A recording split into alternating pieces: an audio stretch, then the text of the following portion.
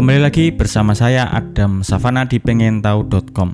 Dalam video ini saya akan bahas semua fitur yang ada di gamepad Gulikit King Kong Pro 2. Bisa dibilang ini adalah review part 2, tapi yang membedakan di sini akan saya bahas lebih detail semua fitur yang dimiliki oleh gamepad Gulikit King Kong Pro 2. Dan kalau bahas fitur sebuah gamepad, saya bagi menjadi dua bagian, yaitu fitur dasar atau base fitur dan fitur lanjutan atau advance fitur.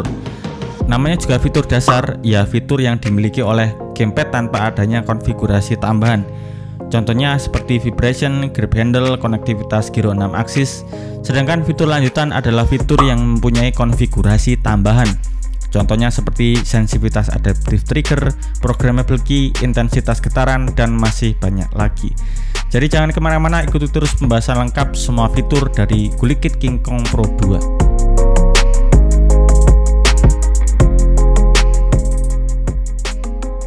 Fitur dasar yang dimiliki oleh Gulikit King Kong Pro 2 yang pertama adalah Hall Effect. Kalau masalah ini memang gamepad satu ini bisa dibilang menjadi pioner, dan kebanyakan semua gamepad yang punya Hall Effect itu juga menggunakan spare partnya dari Gulikit. Ambil saja contoh 8BitDo Ultimate. Intinya, Hall Effect memungkinkan analog L dan R tidak akan terjadi drifting karena komponen yang ada dalam analog yang semula atau pada umumnya itu menggunakan potensiometer itu diganti dengan elektromagnetik, jadi tidak akan terjadi pergerakan yang menyebabkan aus kemudian menjadi drifting. Fitur dasar yang kedua yang dimiliki oleh Gulikit King Kong Pro 2 adalah multi konektivitas, baik itu secara wire dan wireless. Tapi kalau ditanya Gulikit ini dikhususkan untuk platform apa, Gulikit King Kong Pro 2 ini adalah alternatif gamepad untuk Nintendo Switch. Jadi ya kalau dikoneksikan di Nintendo Switch semua fiturnya bakalan maksimal. Jadi untuk fitur dasar yang ketiga itu hanya ada di Nintendo Switch saja, yaitu bisa digunakan untuk wake up konsol Nintendo Switch. Kalau koneksinya sendiri jika menggunakan kabel bisa digunakan di Nintendo dan PC. Kalau di Windows PC bisa terdeteksi sebagai D input atau X input. Sedangkan untuk mode wireless bisa digunakan untuk Nintendo, PC, smartphone Android dan iOS. Fitur dasar yang keempat sekaligus masih berhubungan dengan konektivitas, yaitu tombol pair dan switching antara koneksi. Fitur ini sangat mempermudah bagi penggunanya supaya kalau main di platform yang berbeda tidak perlu repot menggunakan reset koneksi, atau biasanya kalau di gamepad IPK itu harus tekan kombinasi tombol untuk masing-masing koneksi. Untuk Gulikit King Kong Pro 2 mudah sekali, tinggal tekan tombol pair atau switching dan di sampingnya juga terdapat logo-logo tiap koneksi beserta LED di bawahnya sebagai indikator. Fitur yang kelima yang tidak kalah menarik adalah mechanical fast button. Jadi untuk tombol ABXY akan terasa lebih lembut ketika ditekan. Perasaan kliki juga menambah kenyamanan saat bermain. Kemudian secara fisik Gulikit King Kong Pro 2 juga memiliki anti-slip pada kedua analog sehingga membuat gerakan putaran lebih mulus, dan juga di bagian handle terdapat pattern grip yang membuat genggaman tidak licin di tangan. Kedua bentuk fisik tersebut menjadi fitur dasar yang keenam dan yang ketujuh. Oke, sekarang kita bahas fitur lanjutan dari gamepad Gulikit King Kong Pro 2, di mana fitur-fitur ini perlu dilakukan konfigurasi untuk mengaktifkannya. Fitur lanjutan yang pertama adalah vibration. Kenapa masuk di fitur lanjutan? Karena dapat diatur intensitas getarannya. Jika tidak bisa diatur, yang masuk di fitur dasar. Pengaturannya ada 3 level intensitas getaran, mulai dari smooth, normal, dan high. Kalau saya sendiri biasanya di level normal sudah cukup, di sisi lain supaya hemat baterai juga. Fitur lanjutan yang kedua adalah interchange fast button ABXY. Kalau fitur ini bagi saya sendiri tidak terlalu berfungsi, hanya saja bagi orang yang sudah terbiasa dengan sebuah permainan, jadi tidak perlu beradaptasi jika fungsi dari fast button tidak berubah. Contohnya saat bermain game balap mobil, tombol A adalah untuk gas, tapi karena berubah jadi rem maka tidak perlu lagi beradaptasi, tinggal switch saja fungsi dari tombol fast buttonnya. Fitur lanjutan yang ketiga adalah intensitas adaptive trigger. Fitur ini biasanya dikenal kalau main game balap mobil, bisa untuk mengatur gas akselerasi mau cepat dan lambat. Itu tergantung kita menekan trigger R2. Kebanyakan intensitas adaptive trigger itu tidak bisa disetting, ya tergantung settingan yang diberikan oleh gamepadnya.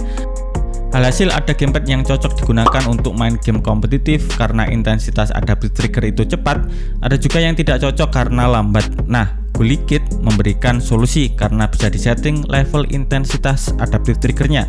Jadi gamepad ini bisa digunakan untuk segala macam game karena kita tidak perlu khawatir intensitas adaptive trigger mau cepat atau lambat, bisa dikonfigurasikan. Konfigurasi pengaturannya juga ada 3 seperti intensitas getaran, yaitu smooth, normal, dan high.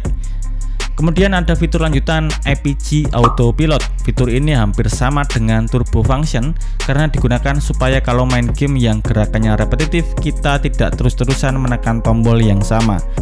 Bedanya kalau Turbo Function itu hanya satu tombol, kalau APG Autopilot itu bisa dikonfigurasikan untuk beberapa tombol. Fitur lanjutan yang terakhir adalah konfigurasi intensitas dead zone. Nah, banyak yang salah arti bahwa dead zone itu adalah tidak berfungsinya salah satu arah analog R dan R.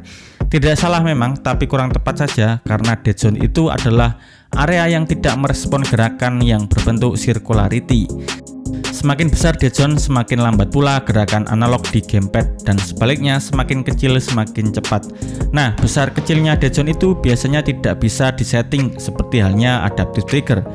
Untuk gamepad GuliKit King Kong Pro 2 ini tentu saja bisa dikonfigurasikan. Levelnya juga ada 3, yaitu smooth, normal, dan high. Karena GuliKit ini menggunakan Hall effect, maka semakin akurat juga 3 level intensitas dead zone-nya. Pada level smooth saya coba main game di Genshin Impact, karakternya itu bisa sampai hanya berjalan, tidak berlari.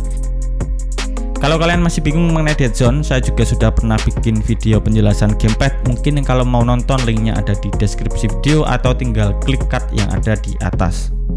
Fitur-fitur lanjutan bisa disetting secara langsung alias secara mekanik di gamepad GuliKit King Kong Pro 2 yang kebanyakan ditandai dengan getaran, tidak ada lampu LED sebagai indikator. Mudahnya kita bisa secara langsung setting-setting konfigurasinya. Minusnya kita harus tahu dan mungkin harus dicoba dulu karena konfigurasinya ditandai dengan getaran, tidak ada indikasi secara visual. Baiklah, itu tadi semua fitur yang dimiliki oleh gamepad GuliKit King Kong Pro 2. Yang sangat disayangkan adalah gamepad ini tidak menggunakan removable baterai. Jadi misalkan ada kerusakan, bakalan susah kalau mau ganti baterainya. Beda dengan controller PlayStation yang seperempatnya itu dijual banyak. Yang kedua, mungkin ini khusus untuk saya sendiri, yaitu tidak adanya back button yang bisa menggantikan fungsi L3 dan R3 untuk pergerakan movement yang lebih mudah. Oke, terima kasih buat kalian semua yang sudah nonton video ini dari awal sampai akhir. Jangan lupa tinggalkan pendapat kalian di kolom komentar. Kalau mau tahu cara-cara mengaktifkan fitur lanjutan dari gamepad ini, saya juga sudah tulis di website supaya mempermudah kalian untuk mempraktekannya. Saya Adam Savana, sampai ketemu di video selanjutnya.